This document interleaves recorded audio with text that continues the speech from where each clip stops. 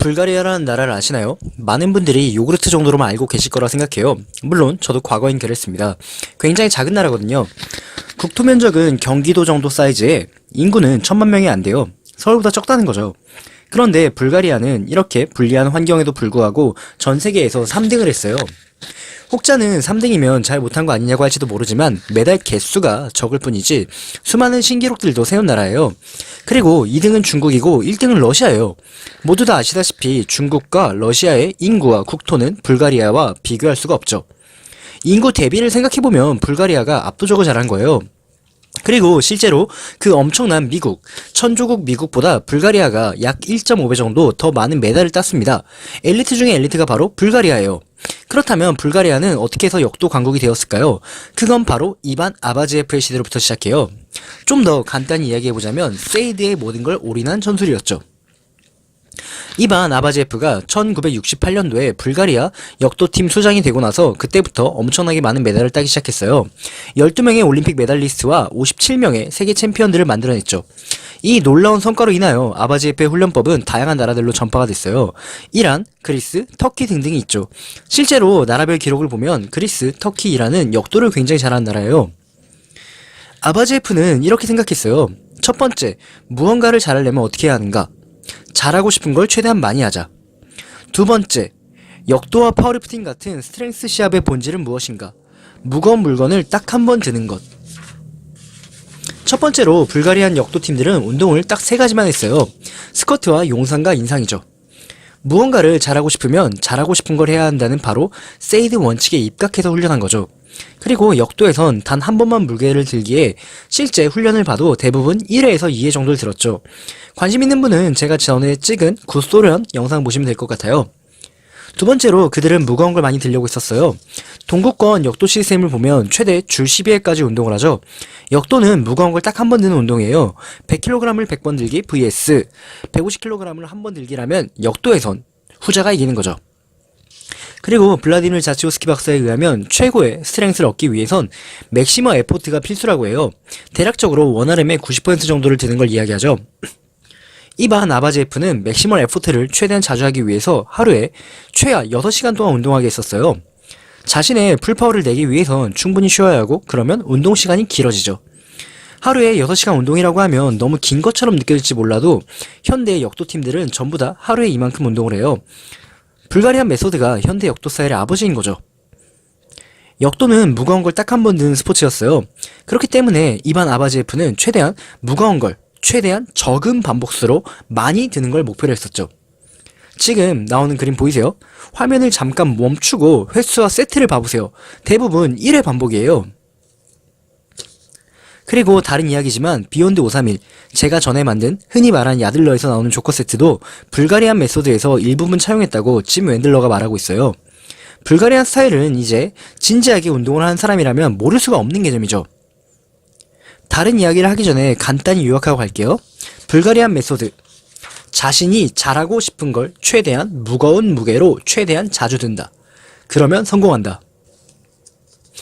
불가리아 역도팀은 이러한 방법으로 성공을 했기에 이게 정말로 효과가 있는가 설득하기 위해서 굳이 과학적 증거가 필요하지 않을지도 몰라요. 하지만 이야기하지 않으면 섭섭하니 과학적인 증거들도 이야기해보려고 해요. 1994년도에 치러진 연구에 의하면 동일한 양의 운동량으로 하루에 한 번 하는 것보다 두 번에 걸쳐서 나눠서 하는 게 약 5% 정도 더 많은 근육량과 IEMG 값이 나왔다고 해요. 이뿐만이 아니에요. 2000년도에 치러진 연구에서는 같은 운동량을 주 1회 운동과 주 3회로 나눠서 한 적이 있는데 주 3회를 한 쪽이 주 1회를 한 쪽에 비해서 약 50% 정도 더 효율적인 결과가 나왔다고 해요. 이야기가 좀 길어지죠? 좀 이따 영상 만들 걸 생각하면 두렵긴 한데 딱 두 가지만 얘기할게요. 2015년도에 치러진 또 다른 연구를 보면 어떤 사람은 상체 프레싱과 풀링, 하체, 어깨와 팔 이렇게 3분할 운동하고 다른 사람은 무분할로 꾸준히 운동을 하게 했었어요. 그 결과 무분할을 한 쪽이 조금은 더 효율적인 결과가 나왔다고 해요. 빈도가 높으니까요. 그리고 마지막으로 월드클래스급 파워리프터들이 개인적으로 수행한 실험이 하나 있는데요. 한 명은 주 3회 훈련을 했고 한 명은 주 6회 정도의 훈련을 했다고 해요. 그 결과 상대적으로 스트렝스는 약 2배 정도 증가가 있었고 근비대는 8배 정도가 더 효율적이었다고 해요. 물론 아시는 분들은 아시겠지만 노르웨기엔 프리퀀시는 조금 문제가 있는 방식이긴 했어요. 자세한 건 다음 영상에 설명해 볼게요. 위에 이야기들을 보면 고빈도로 한다는 게 확실히 도움이 될 수 있다는 걸 알 수 있어요. 왜 고빈도는 우리에게 더 좋은 효과를 가져다 주는 걸까요? 그건 일반적인 스트레스에 적응하는 신체 작용 때문에 그래요. 스트렝스에 관심이 있는 사람은 누구나 다 알고 있는 블라디미르 자치오스키의 글에 의하면 인간은 적응을 통하여 강해질 수 있다고 해요. 사실 적응을 통하여라고 말하니 뭔가 굉장히 어려워 보이지만 별거 없어요. 무거운 걸 들다 보면 어느 순간 그게 적응이 되고 다음부터는 그게 무겁지 않게 느껴지는 거죠. 어찌 보면 연습이 완벽을 만든다랑 비슷해요. 고중량을 고빈도로 들면 확실히 더 많은 스트렝스를 얻을 수 있어요. 하지만 주요 포인트가 있다면 그건 바로 상대적 고중량을 이야기하는 거예요. 몸이 큰 데미지를 입기 전까지만 운동을 하는 거예요. 가변적으로 무게를 다루는 거죠. 그렇게 하면 몸은 회복을 하는데 큰 시간이 걸리지 않고 더 많은 양의 훈련을 할 수 있어요. 그렇다면 어떻게 훈련을 해야 하는 걸까요? 우선 루틴을 곧바로 설명하기에 앞서서 제가 말하는 건 오리지널 불가리안 메소드가 아니에요. 오리지널 불가리안 메소드는 하루에 6시간 이상 운동을 하는 게 필수이기에 일반적인 사람은 절대로 할 수가 없어요. 그렇기에 파워리프팅에 한정하여 변형 불가리안 메소드를 이야기할 거예요. 불가리안 메소드에 대하여 이야기 전에 불가리안 메소드의 장단점이 뭐길래 불가리안 메소드를 해야 하는 걸까요? 첫 번째 장점은 미칠 듯한 스트렝스의 증가 속도예요. 고중량으로 고빈도를 하니 스트렝스의 증가 속도가 다른 루틴에 비해서 엄청날 수밖에 없어요. 일반적으로 처음 불가리안 메소드를 하면 한 달에 약 40kg 정도 늘어난다고 해요. 초보자가 아니라 고인물도요. 제가 거짓말하는 게 아니에요. 해외에 어떤 분이 리뷰한 건데 무게 증가 속도를 보세요. 미친 듯한 스피드죠. 불가리안 메소드를 하면 99.9%도 아니라 100%로 3대 증량이 가능해요. 이제 단점을 한번 이야기해볼까요? 단점이라면 시간이 좀 오래 걸린다는 거예요. 불가리안 메소드의 특징상 휴식을 길게 잡아야 해서 보통 하루에 운동을 약 90분 정도 해야 해요. 시간이 부족하신 분들에게는 힘드실 수가 있어요. 그리고 두 번째로 너무 지루해요. 같은 걸 계속 반복하니까 지루하죠. 강해지는 건 확실한데 그게 지루해서 싫으신 분들은 하시면 안 돼요. 장단점은 이 정도면 충분한 것 같고 우선 불가리안 메소드를 하기 전에 반드시 알고 있어야 하는 개념에 대해서 먼저 말해볼게요. 첫 번째, 절대로 RPE 9 이상 가면 안 돼요. RPE 9 이상 가면 100% 오버트레이닝이 오고 심한 경우 부상으로 인하여 영구 장애까지 올 수 있어요. 불가리안 메소드는 절대적 고중량이 아니라 상대적 고중량을 해야 해요. 데일리 미니멈과 데일리 맥시멈이라는 게 있어요. 데일리 미니멈은 일반적으로 1RM의 80% 정도, 약 8RM이에요.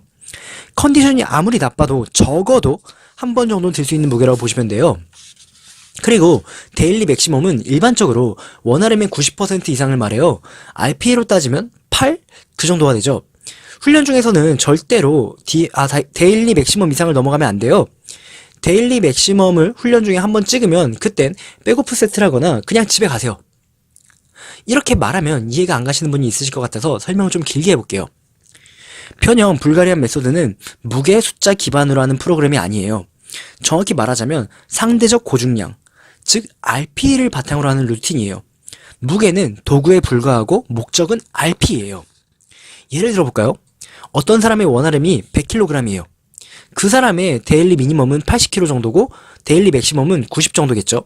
그런데 만약에 이 사람이 감기에 걸리거나 해서 컨디션이 안 좋다면 실질적인 원RM은 100이 아니라 그 이하로 떨어질 거라 생각해요. 계산을 하기 쉽게 하기 위해서 컨디션이 안 좋아서 실제 원RM이 10kg가 떨어져서 90kg가 됐다고 가정해봐요. 그렇다면 일반적으로 데일리 맥시멈은 원RM의 90% 정도니 90kg 곱하기 90%에서 약 81kg 정도가 이 사람의 데일리 맥시멈이 됐어요. 원래 풀 컨디션이었다면 80kg 정도는 이 사람의 데일리 미니멈이었지만 컨디션 난조로 80kg가 데일리 맥시멈이 됐어요. 풀 컨디션일 때 데일리 맥시멈은 90이었으니까 컨디션이 안 좋을 때도 90까지 올려봐야 될까요? 아니에요. 풀 컨디션일 때 기준으로 데일리 맥시멈이 아니지만 지금 기준으로는 데일리 맥시멈이니까 여기서 운동을 접고 집에 가야 해요. 세 번째, 적어도 주 4회 정도 운동을 해야 해요. 회복력이 되는 한도 내에서 최대한 많이 하세요. 일반적으로 주 4회 정도 원RM의 90% 이상 도전할 수 있을 거예요. 그리고 3주간 운동하고 4주째 디로딩을 해줘요. 이렇게 하면 디로딩을 너무 자주 하는 것 같지만 매일매일 죽기 직전까지 몰아붙이기에 중량이 올라가면 올라갈수록 3주마다가 아니라 더 짧게 디로딩을 하는 경우가 있어요. 디로딩을 안 지키면 기록 태보는 물론이고 크게 다칠 수가 있어요. 네 번째, 파워리프팅 기준으로 스쿼트, 벤치프레스, 데드리프트는 반드시 해야 해요. 그런데 스쿼트와 벤치와는 다르게 데드리프트는 택싱이 너무 심하다고 해요. 그렇기 때문에 데드리프트는 주 2회 스피드 데드리프트를 해요. 다섯 번째, 스쿼트와 벤치, 데드리프트 외의 다른 운동은 되도록 하지 않아요. 혹여 한다면 최대한 3대 운동에 지장이 안 가도록 해야 해요. 일반적으로 길을 끄는 부하가 잘 가지 않고 실제로 팔을 굽히는 동작인 턱걸이 정도를 많이 추천해요. 루틴은 다음과 같아요. 변형, 불가리안 메소드는 다양한 방법이 있는데 편의를 위해서 조금 변형했으니 양해 부탁드립니다. 우선 불가리안 메소드는 최대한 자주 해야 해요. 주당 6에서 7회 정도 하는 게 이상적이죠. 그리고 세트 간 휴식 시간은 3에서 7분 정도로 잡으시면 되고요. 불가리안 메소드는 크게 워밍업, 1차 판단, 2차 판단, 백오프로 구성되어 있어요. 마지막으로 3주간 운동하고 1주 디로딩 1주 해서 4주가 한 사이클인 루틴이죠. 그 외에 순서와 보조운동, 스피드 데드리프트의 권장사항은 다음과 같아요. 우선은 간단히 넘어가세요. 나중에 다시 설명드릴게요. 워밍업 때는 원RM의 50%로 4회, 60%로 3회, 70%로 2회를 해요. 세트 간 휴식 시간은 충분히 쉬시면 됩니다. 별거 없어요.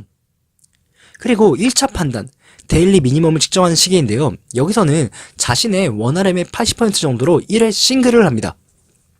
여기서 RPE가 5 정도 나온다면 2차 판단으로 돌입합니다. 만약에 RPE가 5 정도가 나오지 않는다면 운동을 접고 다음 종목으로 넘어갑니다. 2차 판단 때는 90%로 1회를 한번 들어봅니다. 여기서 RPE가 9나 8 정도라면 3회 반복짜리 백오프 세트로 들어갑니다. 만약에 2차 판단에서 RPE가 9나 8이 아니라 너무 무겁다면 마찬가지로 운동을 접고 다음 종목으로 들어가면 됩니다. 백오프 세트 때는 3회 반복으로 RPE 9가 될 때까지 세트를 반복하시면 됩니다. 나는 근육보다 힘에 더 포인트를 두고 싶다 하시는 분은 2회 반복으로 가시면 됩니다. 데드리프트는 스피드 데드리프트로 월, 목 두 날 원RM의 75%로 2회 5세트, 쉬는 시간은 세트당 1분 정도 하시면 될 것 같습니다. 어차피 스쿼트가 올라가면서 데드리프트도 같이 올라가게 돼 있어요. 다만 그 느낌을 잃어버리지 않기 위해서 스피드 데드리프트 스타일로 하는 거죠. 다이나믹 FT인 거예요. 무게가 많이 낮기에 상대적으로 택싱이 덜해요. 그러나 에스프리 될 수 있으니까 조금은 조심하세요. 물론 아무리 스피드 데드라 해도 신경계의 데미지가 크니까 월목만 하는 거 잊지 말기. 기존 원RM의 데일리 맥시멈이 RP 7.5, 8 정도로 느껴진다면 대충 3회에서 4회 정도 100% 성공할 자신이 있다면 스쿼트와 데드리프트의 무게를 5kg씩, 벤치프레스는 2.5kg씩 올리면 됩니다. 네 번째로 매 4주차 때는 디로딩인데 이때는 1차 판단까지만 해요. 2차 판단도 가지 않고 백오프도 하지 않아요. 지친 몸을 쉬게 해준 주차예요. 이게 끝이에요. 되게 간단하죠? 너무 간단해서 과연 효과가 있나 의문을 가지실지도 몰라요. 그럼 한번 이야기를 바꿔볼까요? 누가 뭐라 해도 주먹으로만 싸운다면 복싱이 제일 셉니다. 왜일까요? 잽, 스트레이트, 훅, 어퍼컷 이 네 가지만을 무한 반복하기 때문에 숙련도가 장난이 아니에요. 그래서 주먹만 따지면 복싱이 세계 최고란 건 그 누구도 부인하지 않죠. 어찌 보면 불가리안 메소드도 그런 느낌이에요. 불가리안 메소드는 정말 지극히도 단순한 프로그램이에요. 자신이 잘하고 싶은 걸 미친듯이 반복하는 거죠. 처음 보는 분들은 이런 게 효과가 있나 싶어 하지만 올림픽이 그 결과를 증명했고 인터넷 상에서도 수없이 많은 분들이 불가리안 메소드의 간증을 많이 올리고 계십니다. 한번 믿고 해보세요. 절대로 후회하지 않으실 겁니다. 이상 야추였습니다.